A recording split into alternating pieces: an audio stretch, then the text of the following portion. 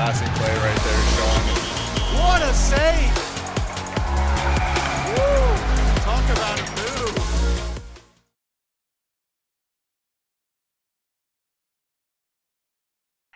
Hey, Colin. Hey, buddy. Hey, have you had a chance to check out Conway and Banks hockey bags yet?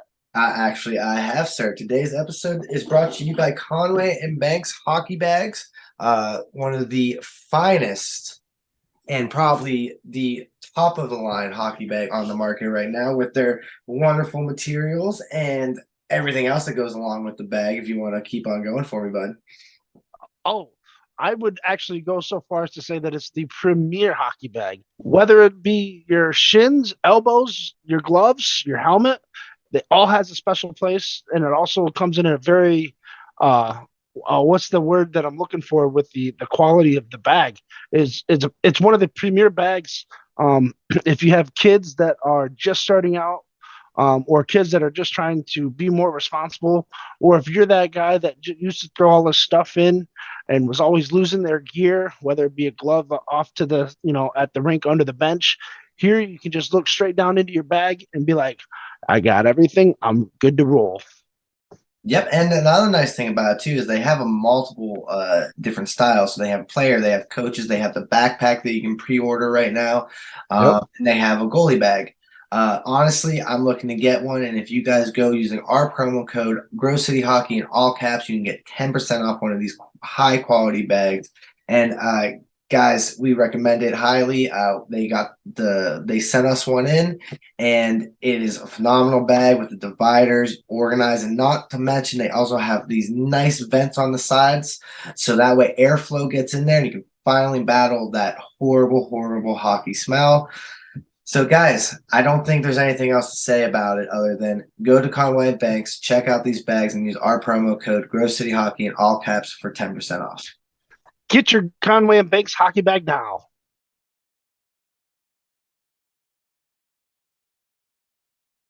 Welcome to another exciting edition to Grove City Hockey Presents Hockey in our neck of the woods, and you, sir, were a very talked about person towards the end. I'm a fifth-year senior, kind of. Well, it's my sixth year of college. Welcome to GCH Podcast. I'm Ben W. Stock. With me is Jake. How you doing, Jake?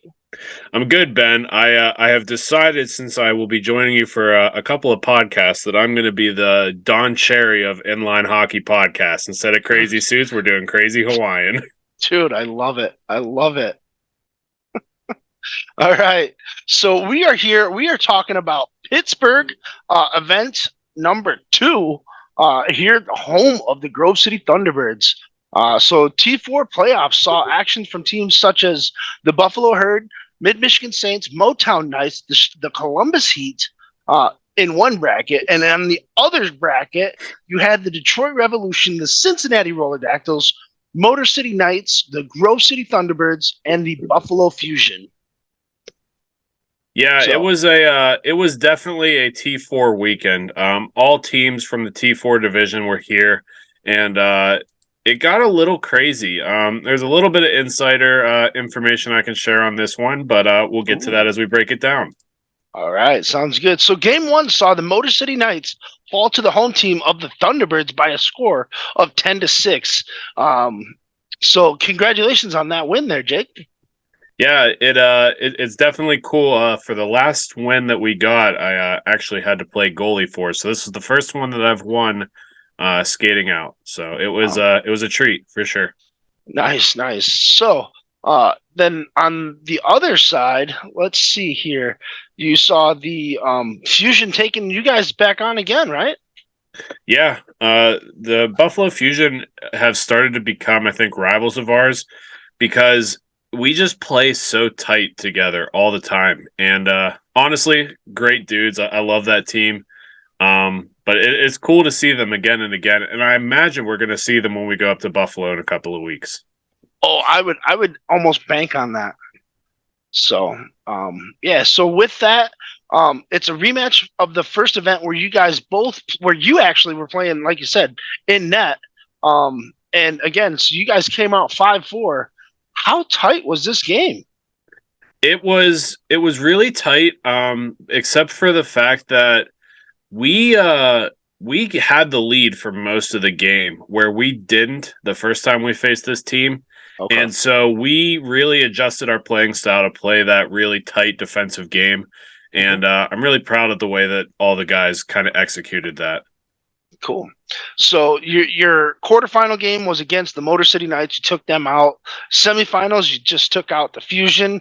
Who are you guys going to play in the finals? Let's find out. No, we're not sharing that yet. Yeah, not yet. We'll get to it in a minute then. Go ahead. So we got the Detroit Revolution taking on the Cincinnati Roller Dactyls. And the Detroit team would come out on top again in another very, very tight game. That was also 5-4. The Roller Dactyls really brought it this weekend. They were a really tough matchup for us for the Saturday games. And so I had really a high anticipation for them to at least pull off a close game like this. But I honestly thought they could get it done and move on to the next round. Yeah, but that's tough when you're playing against a Detroit Revolution team.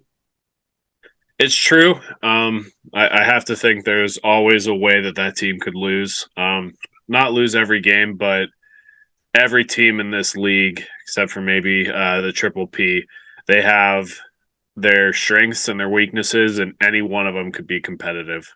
Oh, absolutely. So with that sets up the championship game with you guys taking on the Detroit Revolution. And this one was an absolute barn burner, slobber knocker, Texas Hold'em, steel cage, loser leaves town type match. And you guys ended up walking away with the victory on this one, right? This was definitely a game of strategy. This was the most chess-like game that I've ever played. In the sense that, like, every piece of success we had to work twice as hard for this team than we do against normal teams. Like, if we wanted a shot on goal, it's not just shooting on goal, because Alesso is unreal at the tendy position. Might be a little bit smaller, but it's just so quick and so disciplined that he was able to get over for every shot. So now you have to add a layer to that. Okay, well, I'm going to shoot it low and hope somebody's crowding the front. Well, that would be great until you have Holland, who's 9'11", coming in and clearing that zone like it's nothing. And it's like, anything you want to do is just not simple against the Detroit Revolution. No, and I can attest to that, especially playing against them many, many years ago, and then kind of getting to know those guys. They're always solid. They're always fundamental, and they know what they need to do. And when they do make mistakes, they correct those mistakes quick. Yeah, the only thing that I think our team could have handled a little bit better against them is we bit into the mind games. Like, when they were pushing us, our guys were taking dumb penalties and we were on the box constantly. I counted it up. I was teasing my guys. This past weekend, we took 40 penalty minutes. That is entirely too many in one weekend. That's 6 games. That's insane, and that's got to stop if we're going to have any level of success moving forward. Yep. So Grove City's own photographer, Mark, I don't know how to say Mark's last name, really. Mazalewski. He was actually the hot hand in this game, wasn't he? Yeah, it came down to we actually had a leadership change over this past weekend. Skylar Hetrick is the new captain of the Thunderbirds, and Sky was calling out who was going to shoot, and he came to me, and he's like, I want you to shoot. And I said, you got to put Mark in there. Mark's got the hands. And Mark had him beat. The puck just fell off his stick. Cody Shucker is being the hero in the shootout for us, but Mark had a great game, and we switched Tyler Warner out to play that attacking, really aggressive forward with Mark, and those two just bonded and clicked like it was meant to be. So that's cool, right. Little discovery for us that we're going to use in the future. Well, now you should try to keep that to yourselves. People are going to find out eventually. Yeah, that's true. So with that, we'll go to the other side. And we're going to see the Buffalo Herd take on the Columbus Heat in that semifinal matchup. And then you had the Motown Knights taking on the Mid-Michigan Saints. So, who would win between these 4 teams? Well, let's find out. So we had the Columbus Heat taking on the Buffalo Herd. And in that action, you would see the Herd go up 3-1 in the final period, and then it would add 3 more for a final of 6-3. They would move on to the finals where they would take on either Mid-Michigan Saints or the Motown Knights. So this was a come-from-behind win for the Mid-Michigan Saints. They were down with 3-0 with 7 minutes to go in the game.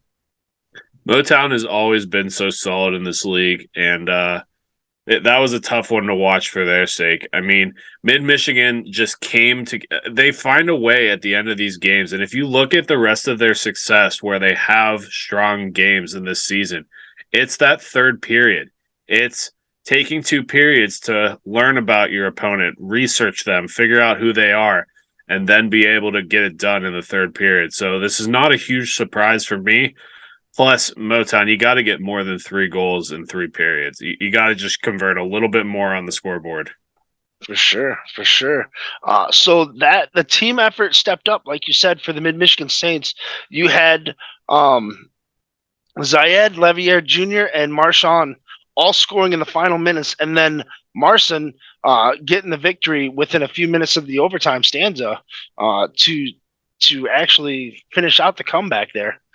So the finals you would see the Herd from Buffalo and the Mid-Michigan Saints, and if the 2 previous games would show us anything, it's that this game was going to go into overtime, and it did. After ending in a 4-4 tie in overtime,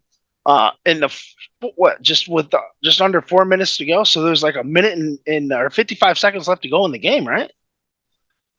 No, it was at the 4 minute and 5 second mark. Okay, so it happened pretty quick. It happened right away. So it was 55 seconds into the game. You saw Nick Zayed get the game winner as him and Mark both chipped in about 2 goals each. Yeah. Sorry, I lost my train of thought. These 2 teams are really strange, and the thing about the Buffalo Herd that is really that team is a unified body more than anybody else. They have people coming as fans. They have all the girlfriends wearing the Buffalo gear. All of them are hanging out, and they come to play whenever they play these other teams. And I don't have a ton of experience with Mid-Michigan yet to really understand their groove, but it's always fun whenever a Buffalo game's happening for these guys. Well, remind me to talk to you about that off the air. I can kind of give you some pointers, especially playing with them, playing against them for as long as I have. So we'll talk more. So on the T2 action, you saw teams of Detroit Revolution, Buffalo New Era, the Mighty Glocktopus, Envious Anarchy, and the team. That's not the A team, it's the team. They're from Canada. If you guys haven't figured that out. So on the one side of the bracket, you saw the Detroit Revolution taking on the Envious Anarchy, and it did come down to the final 23 seconds as Justin Whitson broke the tie to send the team to the semifinals where the A team was waiting for him. So that was a pretty impressive victory for the Detroit Revolution there.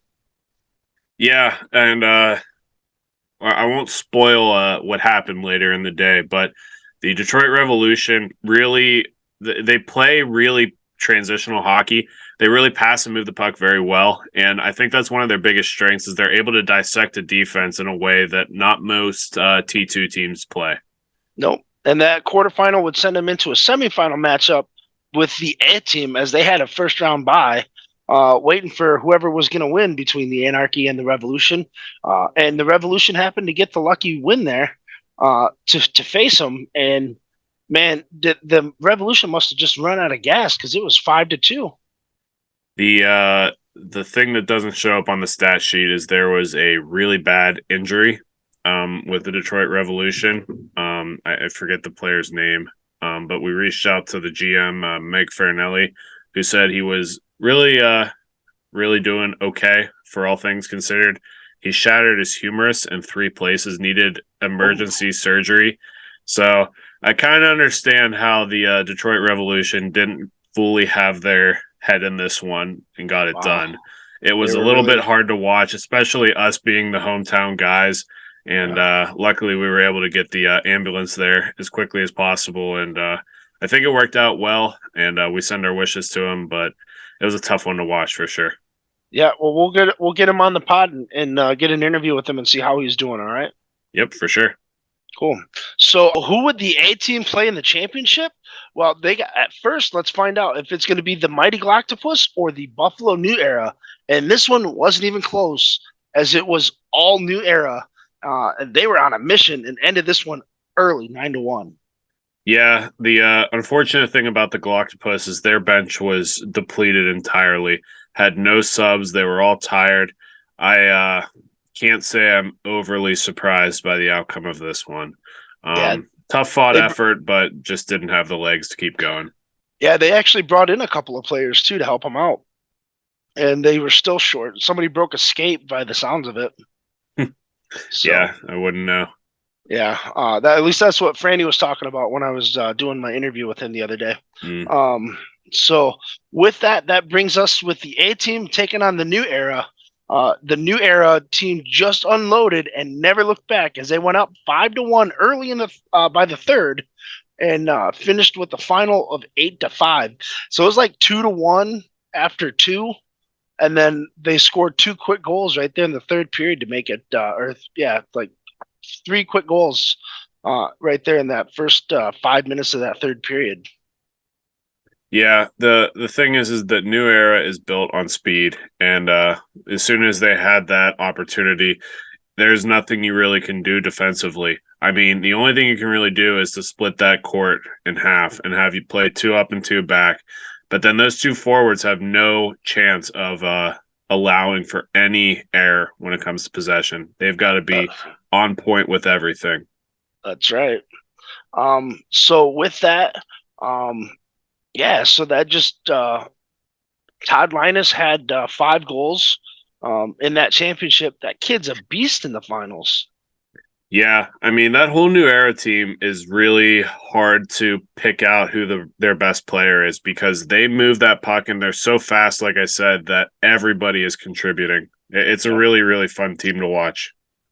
Yeah, it's like you said, the only way you can really combat speed with is a little bit of physicality, and again, stretching out those plays and having your defense step up and making those right angles. And the A team is a great team. They are really, really fundamental, and that really shows how powerful speed is in this league. Yep, absolutely. I'm actually looking forward to seeing the New Era taking on the A team and the Fresh Coast along with the Cincy Kings. I think those 4 teams right there are like the upper echelon of that T2 team division right now. I think Buffalo Anarchy still has a spot in that upper echelon because they are a incredible team. I'm a big Anarchy fan for sure. Oh, good. That's awesome. Yeah, Jake and his squad, they don't play around. Like they'll joke around and stuff, but when it comes time for serious puck play, they bring it and they bring it hard. Yeah, no, I definitely agree. Before we go, Ben, I want to talk about what you've been up to this past weekend. You and the voice of the GCH broadcast, Mr. Takachi, went to the Let's Play Hockey Expo, and I'm dying to hear how that went. Oh, thanks. Yeah, that was actually a lot of fun. It was really cool. I wasn't anticipating going when you asked me to go. I was like, yeah, man, I've never been out to Minnesota. Let me check this out. So we get to the rink. We're walking up. I'm like, I got to take a couple pictures. So I get a couple pictures of the Xcel Energy Center, the home of the Minnesota Wild. And as Sean and I are walking up, we run into the KTP News crew, News 45 or something like that. And they do a quick interview, and as they're interviewing us, they're asking us if we're there to watch the state finals that's going on. And both Sean and I kind of looked at each other like, we had no idea that we knew that they were playing, but we didn't know that the event was actually being held at the Xcel Energy Center. And when they say that Minnesota is the state of hockey, they're not joking. It's literally the state of hockey.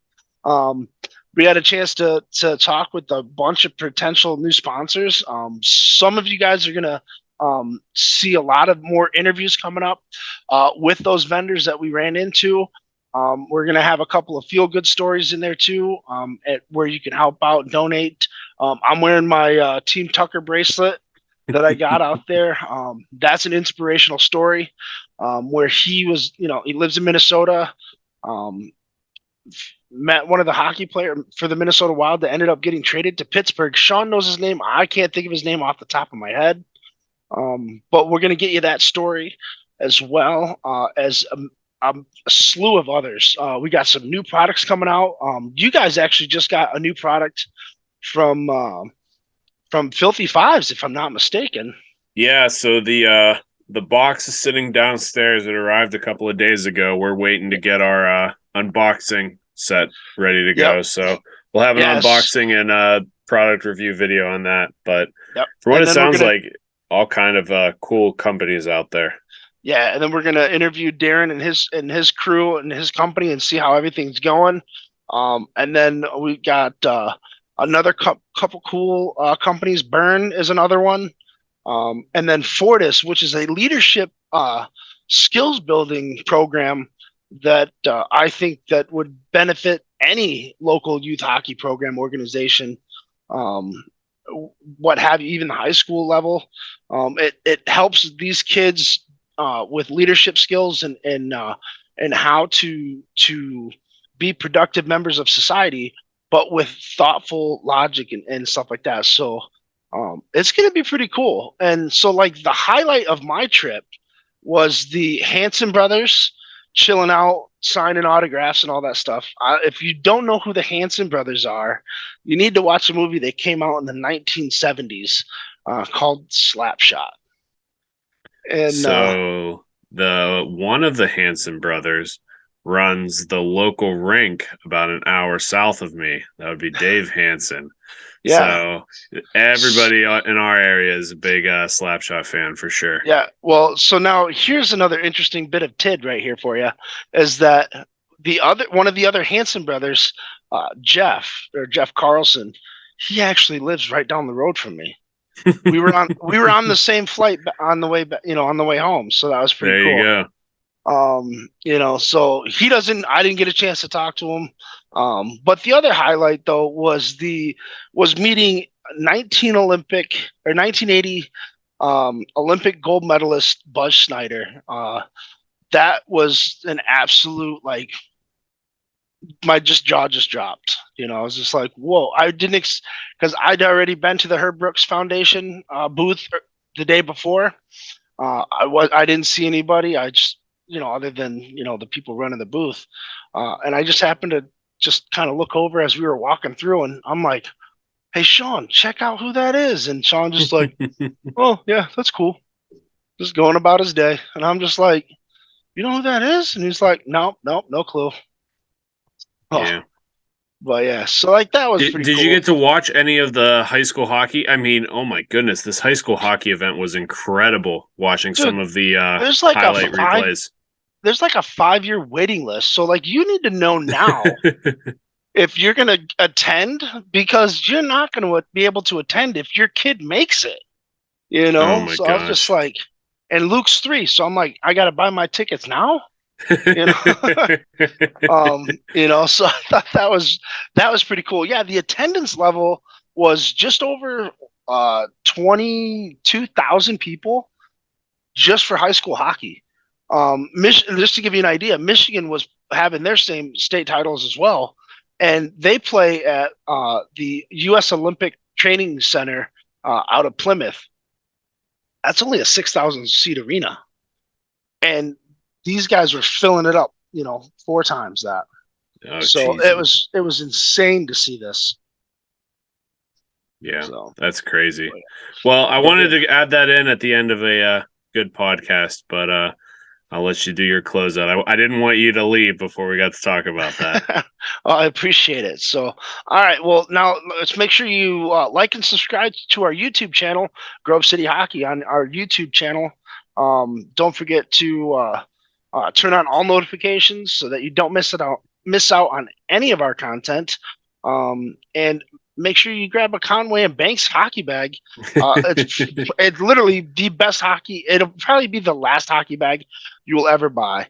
It's got a place for all of your equipment. It literally, you look down. If you're one of those guys that tends to be a little scatterbrained after a game, you're just throwing stuff. You just throw everything right back in its own little slot. You look down, make sure you got everything, and then you're out the door. You go. The other cool thing though too is that the Minnesota Whitecaps from the Premier Federation Hockey League or whatever, Premier Federal Hockey League, they were in the finals as well. So yeah, they did. I don't know if they got a chance if they won. I actually fell asleep yeah. But all right, man. So we will catch you up on the flip side, and we'll catch you for next week with the Detroit Taylor event. All right. All right. Sounds good. All right, bud. We'll talk to you soon. All right. Take care, everybody. Yep.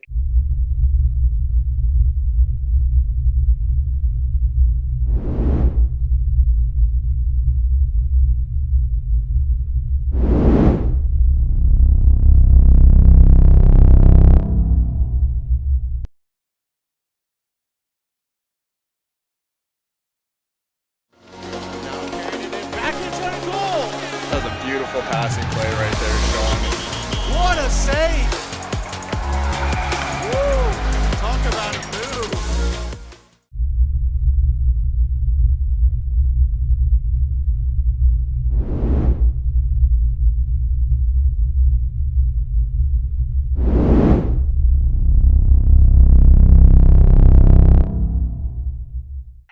Hey, Colin. Hey, buddy.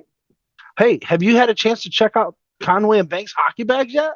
Actually, I have, sir. Today's episode is brought to you by Conway and Banks Hockey Bags, one of the finest and probably the top of the line hockey bag on the market right now, with their wonderful materials and everything else that goes along with the bag. If you want to keep on going for me, bud.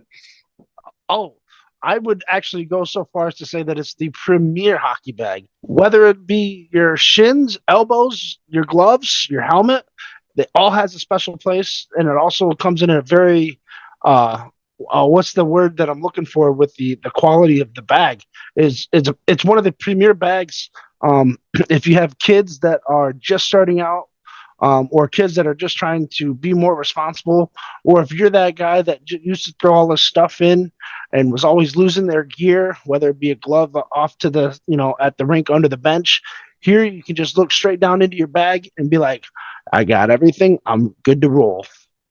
Yep, and another nice thing about it too is they have a multiple different styles. So they have player, they have coaches, they have the backpack that you can pre-order right now, and they have a goalie bag. Honestly, I'm looking to get one, and if you guys go using our promo code Grove City Hockey in all caps, you can get 10% off one of these high quality bags. And guys, we recommend it highly. They sent us one in, and it is a phenomenal bag with the dividers organized, and not to mention they also have these nice vents on the sides, so that way airflow gets in there and you can finally battle that horrible hockey smell. So guys, I don't think there's anything else to say about it other than go to Conway Banks, check out these bags, and use our promo code Grove City Hockey in all caps for 10% off. Get your Conway and Banks hockey bag now. Welcome to another exciting edition to Grove City Hockey Presents Hockey in our neck of the woods, and you, sir, were a very talked about person towards the end. I'm a fifth-year senior, kind of. Well, it's my 6th year of college. Incredible. Here we go, buddy.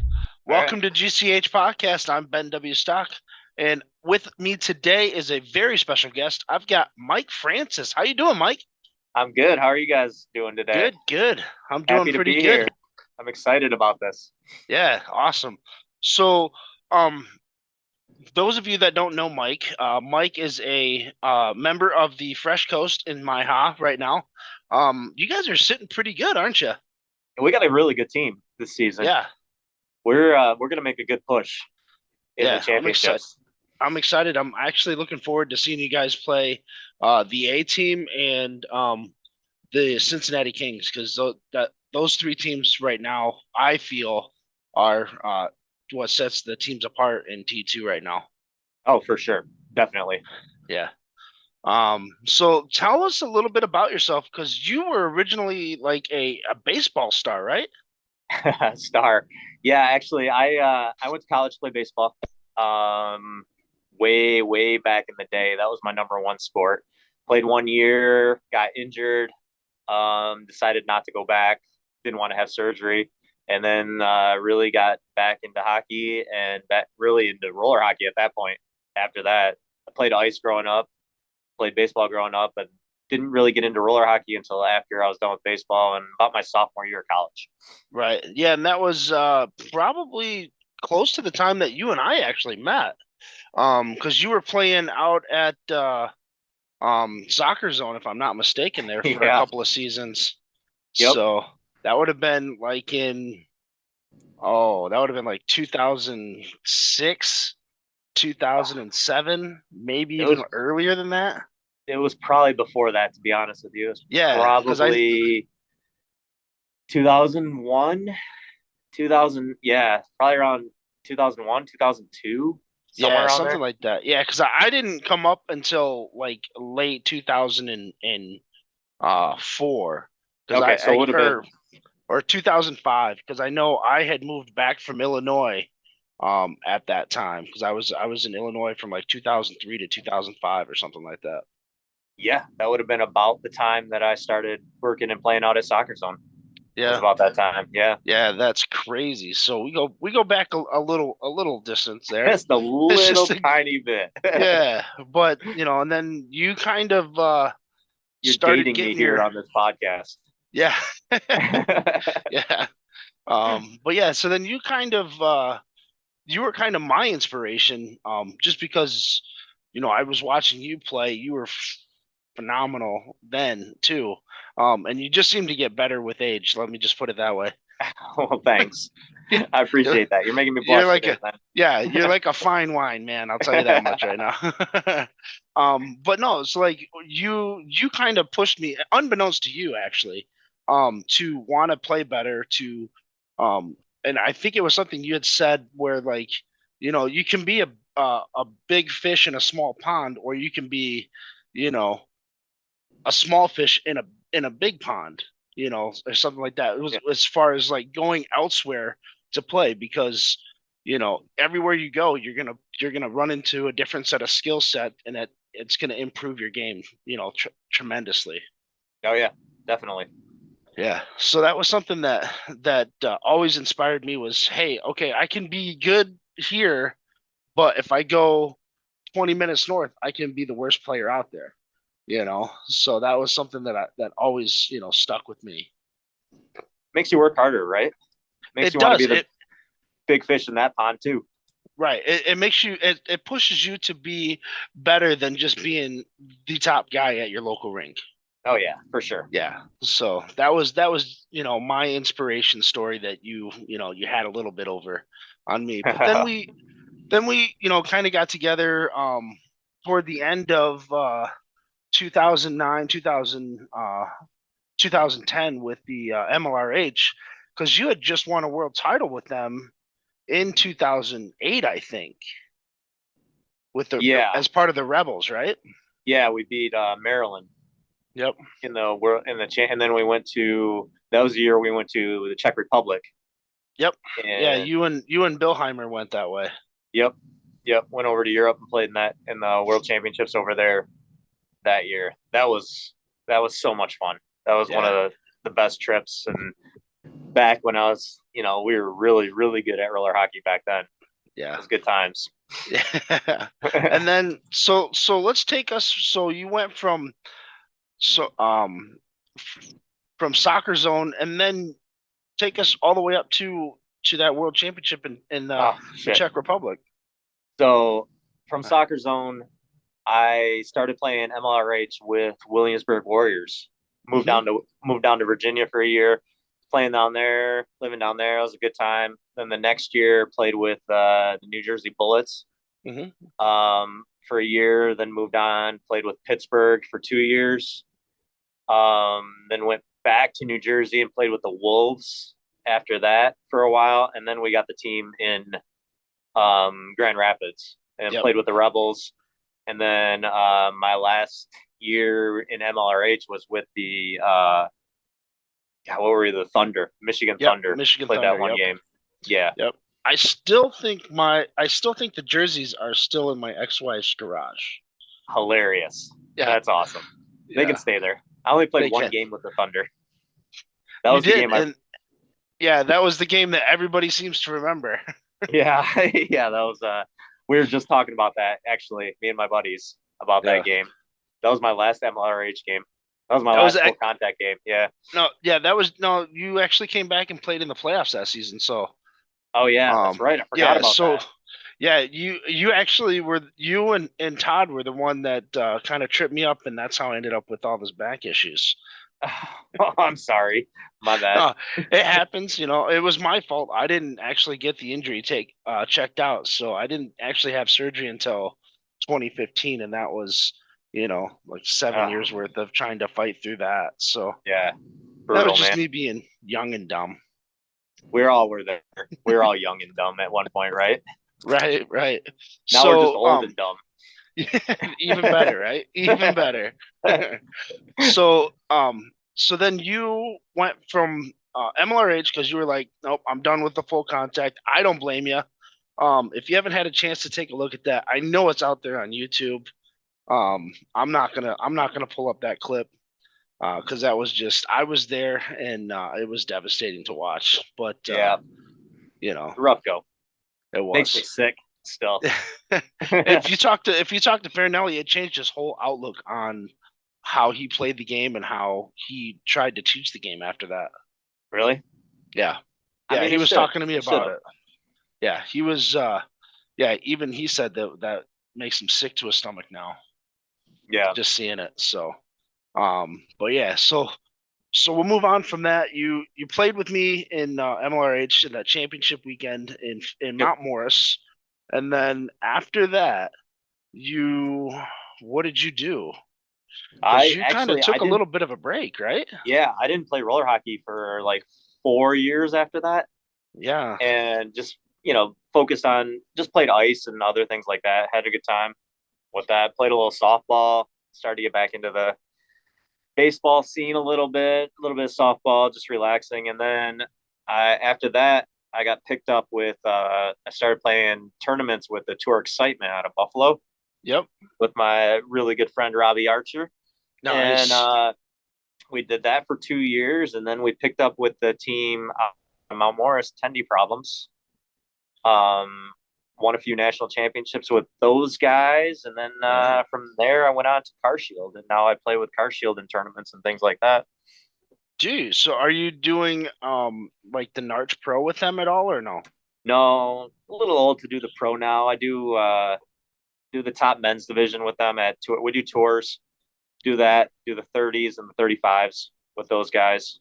Okay, yeah, because I just saw, because isn't that's Haji's team, right? Yeah, that's their pro team. Yep. Yeah, because I just saw Adam Ernie playing with the Red Wings on Saturday. Yep. Yeah, we were there for the Colorado Detroit game. That was awesome.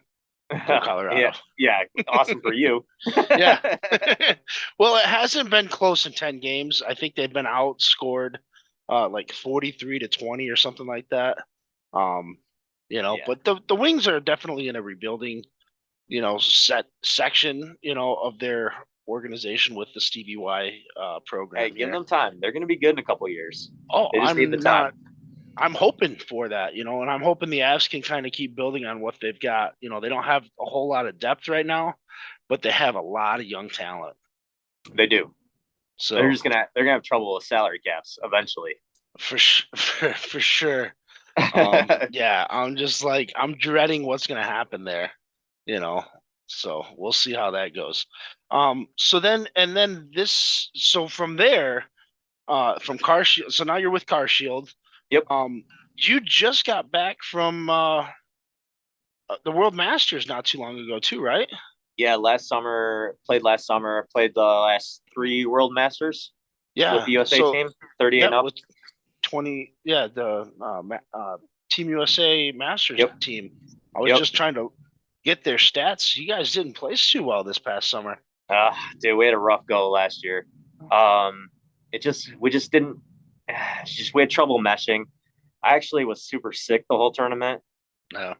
It was hard to. It was a rough year, but I got picked up again this year, so I get to go again. Yeah. This in a couple. I'm looking forward 3 to weeks, that. 4 weeks. Yeah, in a month. Is it in a month? Yeah. Oh, is it coming up that quick? Yeah, Labor Day or Memorial Day weekend. We fly out cool. to Italy again, to Brunec again. I'm excited because this year we have a really good team, and it's a lot of my car shield guys that are playing this year. So we're gonna have a lot of chemistry, Nice. and this is the year we bring home gold. This is our I year. hope so. Yeah. In 2018. We were so close. We lost to France in the finals. We had a rough go with the referees that game. They scored a couple power play goals early. We were chasing and we just couldn't catch up. Ended up losing 4-2 that game. Okay. And then last year we had we had a lot of talent. We just didn't have the chemistry last year that we've had in the past. So I'm excited. We got a new team.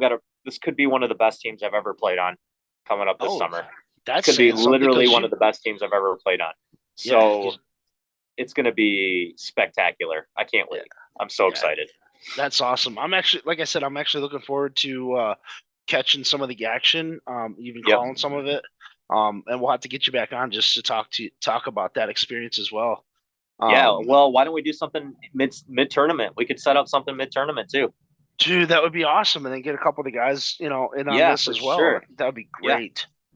Definitely, not a problem. Cool. We'll make that happen. So I was in Minnesota a couple weeks ago for the Let's Play Hockey Expo, and one of the Hanson brothers from Slapshot was there. Okay. And I didn't know this, but one of the brothers actually lives right down the road from me. Oh, no shit. Yeah, I'm like, he's on my plane.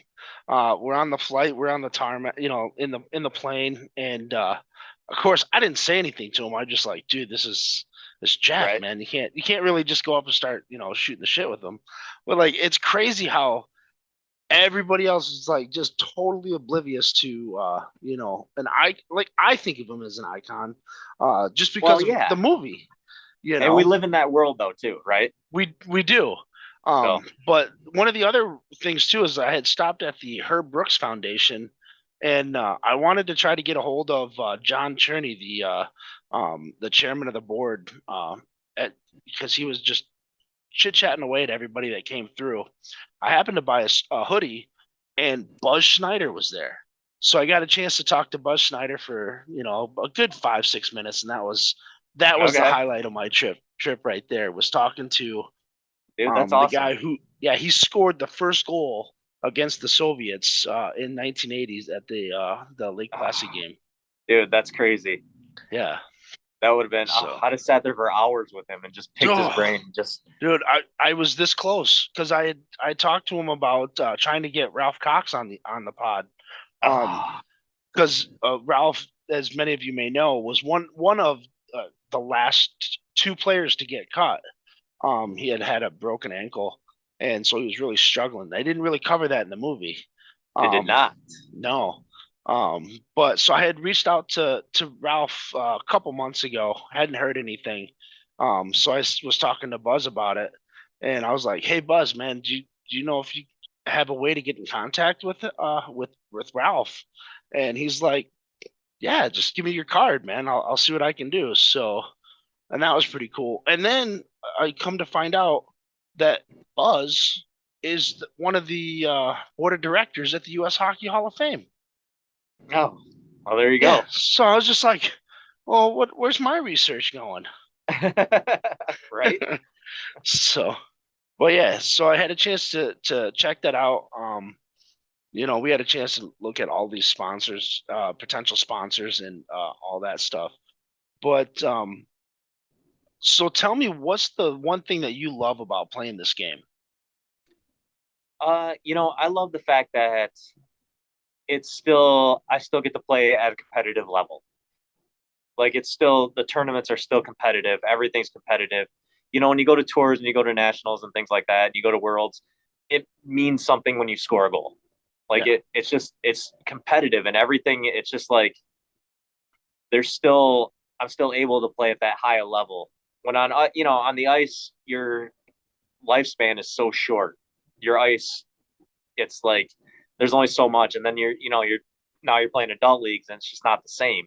But with roller hockey, I love the fact that it's still a competitive level, and it's like a family. Every tournament you go to, you see guys that you've known for years, and you all hang out, even though you're on different teams.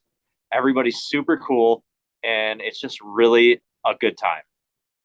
And that's what I love about it. I love the roller hockey tournaments. I love doing all that. And I mean, I'm old, so I literally know everybody. Which is true. Which is true. Now, here's an interesting tidbit. I'm not sure if you remember, but do you remember when MyHa hosted its very first All-Star event? Yeah, was that in Grand Rapids? Yes. At Rivertown? Yes. Yes, Yep. I do remember that. Yeah, so do you remember taking second place in the accuracy contest? I do.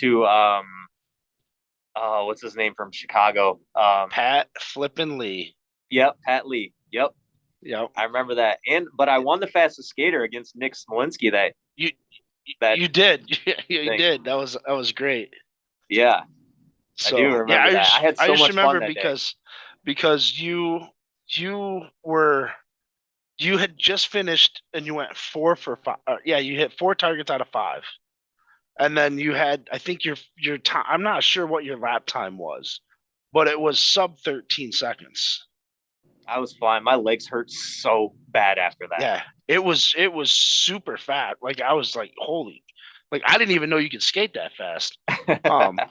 And then Pat Lee comes up, and I don't know, you guys had some rivalries because Pat played on the Chicago Roller Snakes there. Yep. For a couple of weeks or for a few seasons there. Yep. I remember Pat. I was good friends with Pat, actually. We were good friends. Yeah. But we battled. We never played together. Never played on the same team. But we battled a lot. Yeah. And when I was actually, funny story about that, when I was playing out in New Jersey, Pat was playing with at turn I was playing with the Savage Wolves. Pat was playing with Palma at the time. Okay. And I played against him a bunch of times. Yeah. Out there too. Yeah. That's crazy. Yeah. Funny story. Yeah. So now what's next for Mike Francis? Like, so you got the Fresh Coast. You guys have a really solid team. Tell us a little bit about the team. I met a lot of these guys this year. We're a younger team, very, very skilled, but everybody works so hard and plays their position so well that it's a lot of, oddly enough, we play a lot like ice hockey, and it doesn't always work out, but that doesn't always translate, but it really does with this team. Defensively, they're solid. Very stay at home, very solid defensively, don't give up too many opportunities. And the guys, when they get shots, they shoot the puck in the net. They're very easy to play with. And they're very predictable to play with. Not against, but to play with. I know it was an easy mesh. I knew where to go. I knew what they were going to do. It's a very smart hockey team. And I think they're very good. Yeah, that was one of the things when I was calling a couple of games, and then even watching some of the game on Saturdays, the last couple of tournaments that I was able to catch you guys. The one thing I noticed was like you could see what was going to happen from being like from playing with you. Okay, hey, this is how this is going to set up. This is how this is going to go. Yeah. But as someone who's trying to play against them, you don't see that at all. And it's really tough. Like, and it's only if you've had a chance to play with, I see a little bit of you sprinkled in there with Vandenberg, as well as Chambers kind of directing us to everything going on. And it's really cool. And you guys got a couple younger kids that are coming up too. And I can't think of their names, but they really impressed me as well. Oh, Roberts was a beast on defense. Yes. And Ward was so good with the puck. Just protecting the puck and handling it. And Devin played huge. They just play strong. They're just such strong on the puck players. Yeah, they look like really solid guys. Like it'd be tough to move them off the puck, which, it's hard to find at this roller hockey level. Right. Right. know, And 'cause they do it well. And a lot of the ice hockey guys have trouble on the big rinks. They Mhm. did not. They do not have trouble on the big rink. And they played their angles well, made good passes. It was easy to jump in with those guys. Yeah, Like I felt like it was a very easy tournament for us. that's awesome. The last one in Taylor, yeah. It was Yeah. fun. It was a lot of fun. Did they go? They went down to Pittsburgh too, right? Or to Grove No. City? No. They went to Indianapolis. They played in Indianapolis. In Pittsburgh, I subbed in with Gloctopus, Okay. the Detroit guys. Yeah. We had a little bit of a rough go. We only had 6 guys. We had a guy break a skate. We had 5 guys for one game. I mean, we did all right. Yeah. It just was tough. We played the A team, and they're good. You know, They're they got a a good solid squad. team. And we Yeah, played if you don't- Buffalo, New Era. They got a good team too. And it was that a team is small rink. surprising me. Yeah, it was a small rink, so both those teams just clogged the middle. Yeah. It was really hard to get moving against those two teams. So It's tough. It's tough when so much of your game is built on speed. To Yeah. be able to get that, just you just need an extra foot of space, and with those smaller rinks, Yep. it's hard to get that space. yeah, we had trouble creating space. It was difficult. It's all right though. It was Right. still fun. So, but again, so you guys are sitting pretty in first place. You guys got one more tournament, or are you guys done for until championships? We are done till championships. Okay, cool. We played our 4, so we're out. We're Okay. done till championships. So then the championship is at Fraser. Is it going to be at Taylor? For T2. I think it's at Taylor, Okay. May 20th through the 21st. Yeah, something like that. Yep. Yeah. Okay. Cool. Well, so any last words before we sign off here, bud? No, this was a lot of fun, Ben. I'm glad you. Yeah. Thanks for asking me on. Yeah, no I problem. will gladly do this anytime you want to set this up for anything. And For sure. don't forget, let's do this over the World Championships. We can talk Yeah. to a lot of the guys. Talk to a We'll lot of those definitely guys. do that. We'll definitely be do fun. that. So we'll say hi to the kids for me. You And, too, man. All right, man. I'll catch up with you pretty soon. Okay. All right, sounds good, Ben. Have a good one. Yep. Cheers, bud. Bye. Bye. Thanks for tuning into this episode of Grove City Hockey Podcast with host Ben W. Stock and our special guest, Mike Francis. Check out ConwayandBanks.com for your next and last bag purchase. Enter Grove City Hockey in all caps to earn 10% off your order.